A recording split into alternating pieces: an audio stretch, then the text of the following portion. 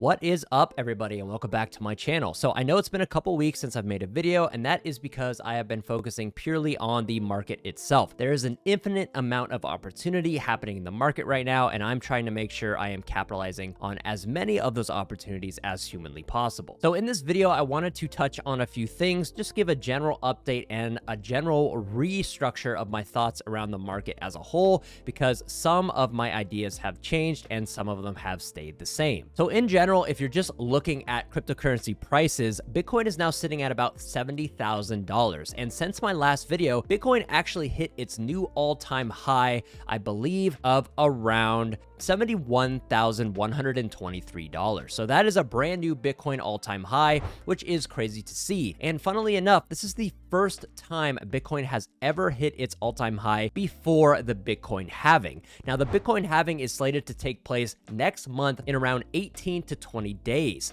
So it is a little bit different this time, this cycle, to have Bitcoin hit its all-time high before the halving. Usually Bitcoin's all-time high takes place anywhere between 6 to 9 months post halving. So this cycle is once again very different. Basically every cycle that I've been a part of has been different in some way, and this cycle is no different. So Bitcoin being around $70,000 right now is incredibly bullish for me as an investor. As you can see here, we saw a bit of a dip back down to, $61,000, $62,000, and there was quite a bit of fear and FUD in the market at this point, which is funny because when we went from $45,000 to $50,000 to $60,000, the market was completely euphoric. But if you go from 70 back to 60, then everyone's scared and wondering if we're going to drop back down into the 50s and the 40s. But that wasn't the case, and I do think a lot of people got baited into selling this retrace. But as we all know in these markets, as Bitcoin's price continues to head higher, there are going to continuously be 10 to 15 to 20% pullbacks along that road. So if you have spot bags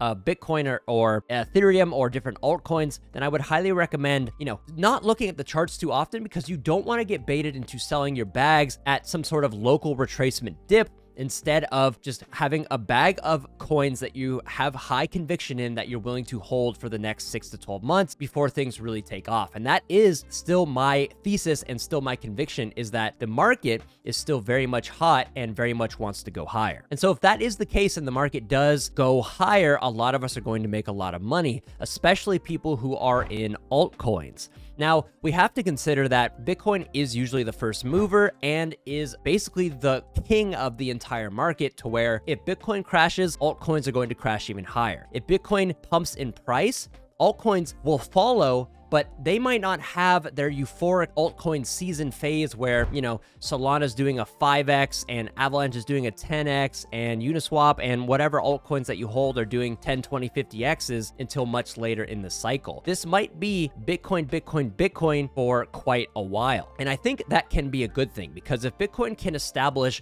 and get into price discovery mode, let's say we get into $80,000, $90,000 Bitcoin range, when we get into price discovery mode with Bitcoin, that is when the market gets super interesting, because then the sky's the limit. People really don't have, too much data to back what might happen, because we've never been at these prices before. So Ethereum's sitting at around $3,600, and there has been some interesting developments with Ethereum recently, which I'll break down now. But one of the biggest ones would be Ethereum being a security or not, and how that plays into a potential spot Ethereum ETF coming in the future. Tweet go out today from Watcher Guru saying, Justin, the CFTC says Ethereum and Litecoin are commodities in the KuCoin lawsuit. So there is a new lawsuit against the KuCoin exchange, where essentially they were allowing US customers to use their platform without getting them out properly, and now people are upset, and people in the US, these federal regulators, are going after them. But the CFTC named Ethereum and Litecoin commodities, which means that is more likely for a Ethereum spot ETF to pass. If Ethereum does get labeled a security, I think that is incredibly bearish for Ethereum overall, but just a bad precedent for a lot of different cryptocurrencies in general. But my biggest bag is still in Ethereum at the moment, and I am still betting on this wave and narrative behind Ethereum getting some traction into, these different spot ETF Ethereum news cycles, to where we might see price appreciation. So Ethereum is still my biggest bet this cycle. My portfolio has changed quite a bit, but that is a separate video. But just going down the line here, I mean,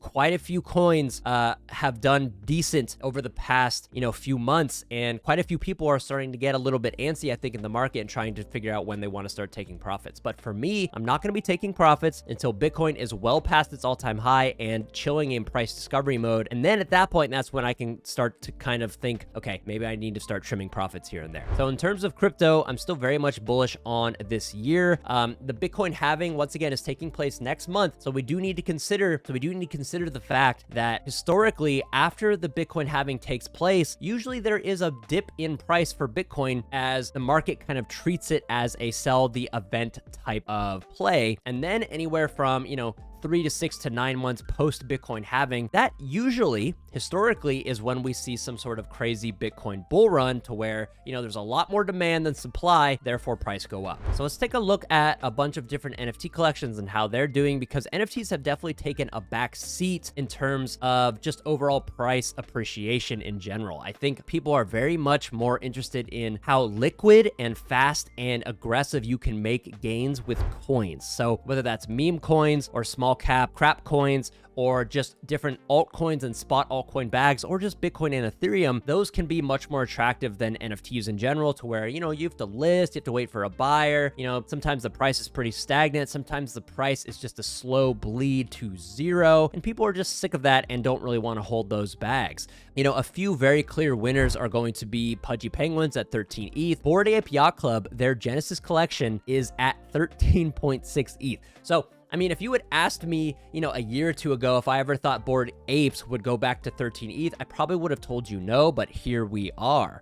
We have Milady Makers at around 4 ETH, Azuki at around 5, Memeland Captains at about 3.6 ETH, but their token is doing really well. I believe the meme token is around 4 cents. Mutant Ape Yacht Club is around 2.4 ETH. So I mean, yeah, a lot of NFT collections feeling the heat right now as people rotate their capital towards coins and meme coins and spalt altcoin bags and the hype and the FOMO in the coin market itself. Once again, NFTs are going to have their time in the sun.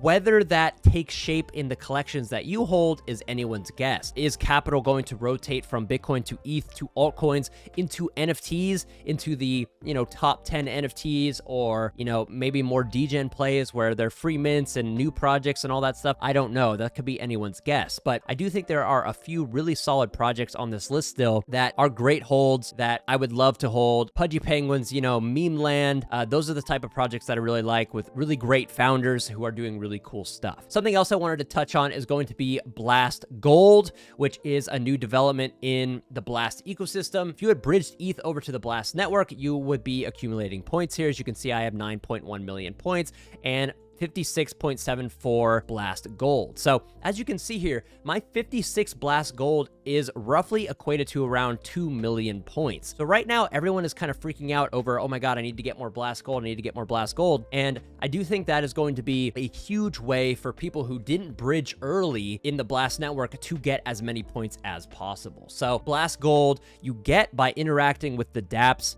in this list, and you can see a bunch of dApps have given out Blast Gold and a bunch of dApps have not. So finding the kind of diamond in the roughs that haven't given out all their Blast Gold, kind of interact with those Blast dApps to get this Blast Gold. I know it's a mouthful. That is going to be your best bet. And, this is where things get tricky. These dApps, this is a public leaderboard. Any dApp can list this up. Please do your own research. I mean, these dApps are not vetted necessarily by Blast, and so you really need to be careful with which dApps you're interacting with. But the Blast Gold is very much sought after, which is why I've been doing a little bit of YOLO games to try to get their Blast Gold, because I haven't given that out yet.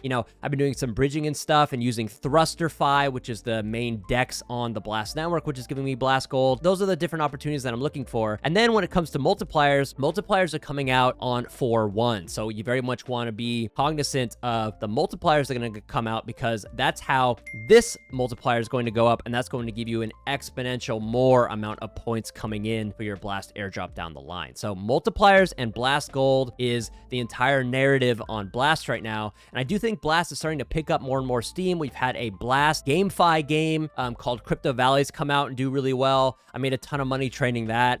There's a ton of opportunity in this market right now for airdrops, for new games, for new narratives, and you want to stay on top of all that if you possibly can. Then I wanted to point your attention towards a really cool new NFT project coming out. I believe the mint might even be tomorrow or even the day of when this video goes live, but that is going to be Fran Tokyo and their NFT mint coming soon. So they have some really cool PFPs coming out that I do think would make, for great PFPs in general for people who want to swap their Twitter profile. Also, they have some really cool tokenomics behind their manga token, which will be attached to the ecosystem and the NFTs in general. So would highly recommend you looking into this new mint coming out in the near future. Once again, this is not financial advice, and these NFT mints can go either way. They have some really cool art. I really like the tokenomics in general. The community presale and the community rewards make up 26% of the entire token supply. So they're really giving the advantage and the tokens to the community, which is great. And that's exactly what you want to see. And so, the ecosystem fund and the strategic round and the different areas of the tokenomics, by far one of the biggest areas of where the tokens are going is to the community, which is exactly what you want to see in a project that is all about community and art and manga and, kind of building that IP and brand. So, I'm a huge anime nerd and anime fan, so this is why this project is particularly interesting for me. They say things like, what if you had contributed or supported to Jujutsu Kaisen before it became Jujutsu Kaisen, where it has this massive popularity and huge IP and huge brand? These are the potential opportunities you can get involved in when you're a part of these communities that are trying to curate these different IPs and different shows and different manga-focused utility token type things. Some really cool stuff here, along with some really cool high-quality art that I do think this project has legs to do really well. In terms of supply, mint date, mint price, all of that stuff, the details are going to be on the website and on their Twitter very soon. But this is definitely one of those collections that we did a collab for in my private Discord, where we got whitelist spots. We will be minting and supporting and doing all of that good stuff. But highly recommend checking out Fran Tokyo if you're into anime, if you're into cool PFPs and cool anime art. Whether or not the floor price explodes and does craziness is anyone's guess, but they do have a Genesis collection that is currently sitting at, I believe, around 1 point something Ethereum each. Yeah, so 1.387 Ethereum floor price for their 2000 supply Genesis collection for the Fran Tokyo ecosystem. And so, if this PFP is even remotely similar in price or just a fraction of this price, it's going to do really well. So yeah, once again, I think this is one of those times in the market that you need to absolutely be plugged in. Like, there's a ton of different airdrop opportunities like Blast. Use my invite code if you're interested in that. I will, shill it right here, blast.io 332VK. If you want to start earning Blast points, interacting with dApps and earning Blast Gold. There's different farming techniques you can do on Twitter, block games. Gaiman had a farming thing. A bunch of different projects are going to be doing stuff like that. Play Somo is coming out soon. That is going to have, I believe, some sort of farming mechanism there, but they just dropped their trailer,